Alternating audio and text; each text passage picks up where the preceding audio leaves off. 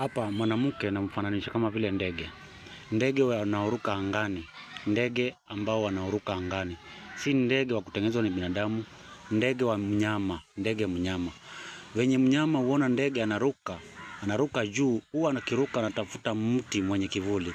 Mti ambao ataingia ndani atulie. Na akiruka apate mti wenye hauna kivuli, atakaa pale tu atulie kidogo alafu ataruka tena. Aende atafute mti wenye kivuli, mahali atatuliza roho yake. Manake ndege hana sweat glands. Ndege hutumia ile kupigwa ni baridi, ndio hapo anaweza kutuliza, kuregulate joto lake la mwili. Kwa hivyo mwanamke ni kama vile. Mti hapa unasimamia nini? Mti unasimamia mwanaume. Utulivu unatumania nini? Unatumania mwanaume mwenye mtulivu, mwanaume mwenye hana maneno mengi, mwanaume mwenye atamshughulikia, mwanaume mwenye atamsimamia mahitaji yake, mwanaume mwenye hata mpiga, mwanaume ambao ni mtulivu, mwanaume atampa amani ya roho. Hapo ndio tunasema mwanamke ni kama ndege. Akipata mti ambao kumtulivu, anafaa atulie. Na wewe mwanamke, ukipata mti mtulivu ni utulie. Manake kuna wanawake pia washari sana. Akipata mti ni mtulivu, lakini anaanza ukorofi pale.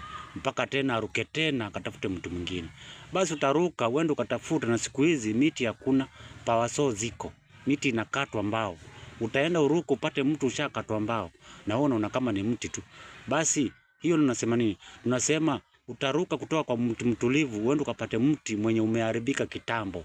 Mwenye upate mwanaume umetoka kwa mtu mtulivu, uende ukapate mtu mtulivu hauna maana kabisa. Uende ukapate mwanaume wa kukupiga mangumi, wa kulewa na mtapanga chochote naye. Kwa hivyo ushapata mtu mtulivu mwanamke. Ukipata mtu mtulivu, tulia hapo hapo. Bora tu umeona huyu ni mtulivu, tulia hapo hapo. Maisha ni hatua, maisha ni step moja kwa step nyingine, na pia mnafika. Hata Rome, city kubwa kabisa duniani, Italy, ilianza na nyumba za nyasi, ilianza na nyumba za matope, na hivi sasa kila mahali kumejengwa na mawe na kumejengwa kila mahali. Kwa hivyo maisha ni hatua. Hakuna kitu kinakuja ghafla. Hakuna kitu kinaanguka kutoka juu mbinguni. Maisha ni hatua.